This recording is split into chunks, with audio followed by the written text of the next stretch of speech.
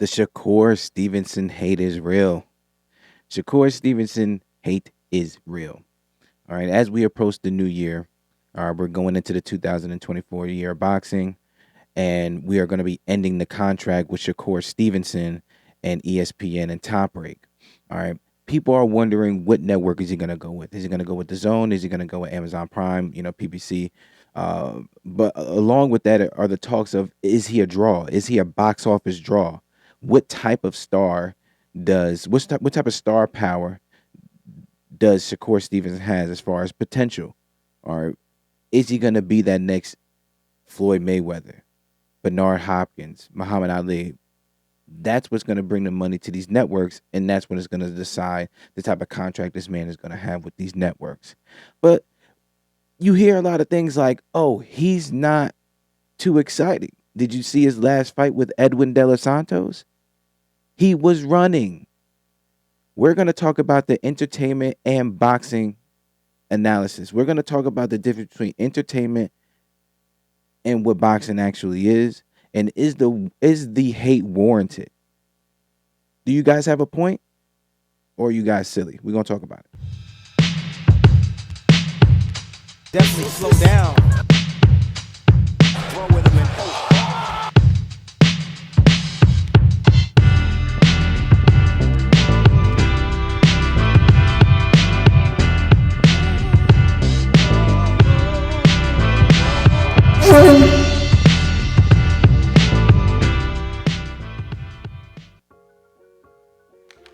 Yo, yo, yo, yo, yo, yo, yo, yo, yo.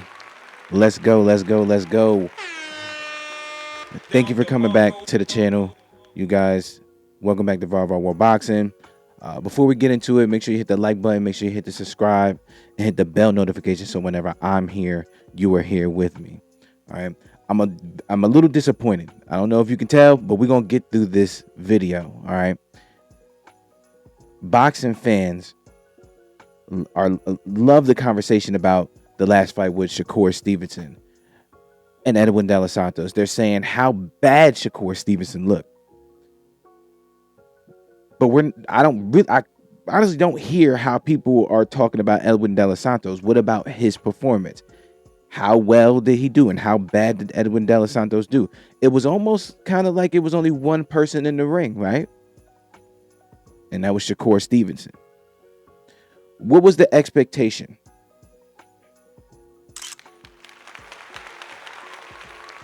What was the expectation for this fight?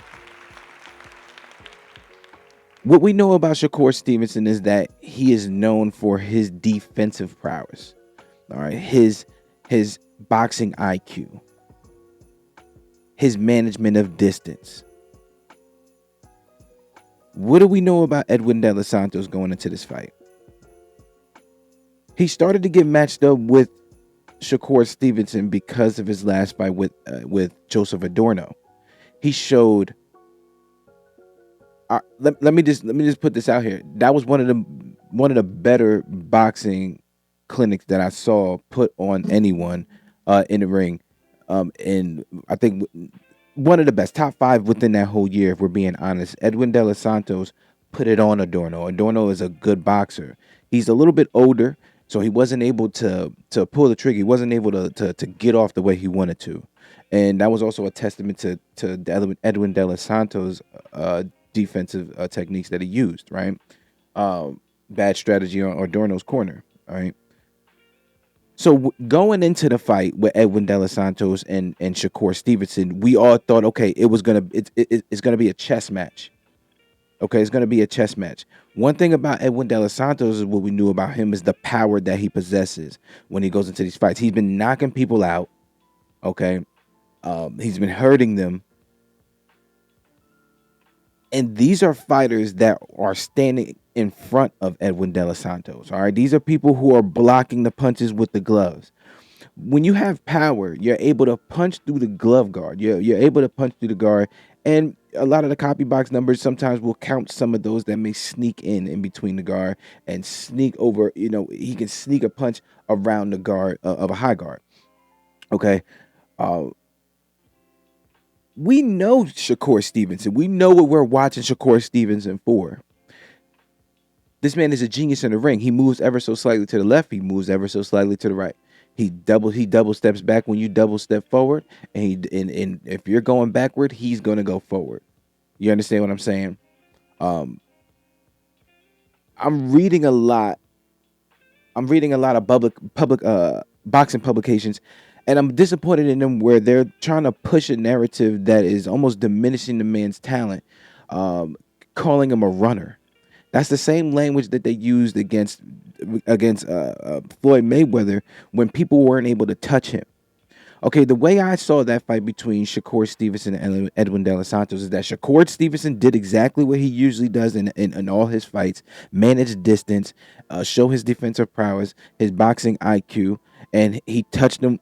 He touched him up where he could. He touched Edwin De Los Santos when he could. What I didn't see is Edwin De Los Santos fighting the way he usually fights. Edwin De Los Santos usually looks for a counter shot. He has effective aggressiveness. He has power and he has speed. Okay. Um, how are you going to get mad at a person for not allowing that person to fight that game plan? If he stops everything that you do, that means you didn't do enough. You didn't do enough. Shakur Stevenson won every round. There was a round where he threw the most punches in the fight, and then also landed the most punches in the fight, which means whenever he throws, he lands more than his opponent. He threw 28 punches, and he landed 9. And in that round, Edwin De Los Santos landed only 2 punches, maybe only 1. Where was that effective aggressiveness there? Where was his chance to show how much of a runner Shakur Stevenson was? He threw more punches than you, and he landed more than you. You didn't have a good game plan, Edwin. You didn't. And what I don't like is that when these boxing forums are talking, right? Let me just go ahead and pull up what one boxing publication says, a boxing forum. From Boxing News 24. All right. He says, it was learned after the fight that Shakur had a shoulder and hand injury that prevented him from throwing. Still, it's important that he not perform like that in his next fight, being that it's his last fight on his current contract with Top Rank. Okay. Listen to this next part. I want you to listen to this next part. He says, that wasn't the first bad effort from Shakur Stevenson, because he fought like that against Jeremiah Nakathila, all right, Joet Gonzalez, and Robinson Conceição, all fights that he won by landslide.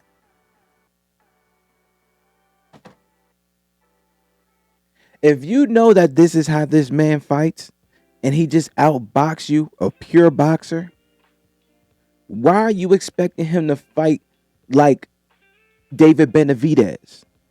Why are you expecting him to fight like Demetrius Bivol, Chocolatito?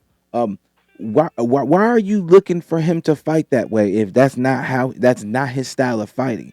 You're not gonna go and ask a salsa dancer to go break dance. You're not gonna do it. They're gonna go out there on the dance floor, get some cardboard and trip and fall. Okay, you don't do that. And you're not going to ask a break dancer to go and do salsa. They're going to go out there, they're going to do what they do, and they're going to look awkward, and they're going to trip, and they're going to fall. There's a difference between boxing and entertainment. What comes first? What boxing publications and newspapers and magazines and forums are supposed to do for the average boxing fan is to tell them what they're looking at, so they know what they're looking for when they're in the fight, when they're watching fights. The foot placement, the hand placement, reactions. Listen to the coaches in the corner. If they know what they're looking at, they'll be entertained. If you want people to be rock'em sock'em robots, then you don't need to watch a pure boxer like Shakur Stevenson. But if you're gonna have a rock'em sock'em a robot type boxer go against Shakur Stevenson, then expect that fighter to be effective while doing that. You understand what I'm saying? Shakur Stevenson is gonna be him regardless. He's gonna measure distance. He's gonna hold you to the least punches ever. He held that man to 40 punches the whole fight. Landed. All right, that means that's 3 punches that landed the whole fight. What are you watching? I applaud him. I applaud Shakur Stevenson. Shakur Stevenson did exactly what he was supposed to do. All right, Shakur Stevenson did exactly what he was supposed to do in that fight, and he's still at the top. All right, he is still the one of the 4 kings. People are like, oh, he's not gonna sell. Oh, he's not gonna sell this. He's not gonna sell that. He's gonna sell. He's gonna sell. Y'all at this point, y'all are hating him so much that you guys are gonna want to see him lose. You're gonna want him see him go against the best now. So let's cut it out. He's gonna get fights. People are gonna sign him. We're not gonna play those games. We're not gonna play those games. Boxing News 24, you gotta do a little bit better.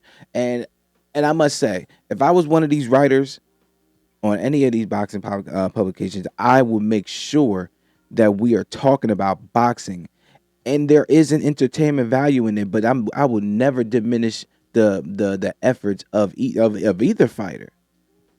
We're going to talk about the real. If there was no effort, I will talk about it. If there were efforts, we're going to talk about it.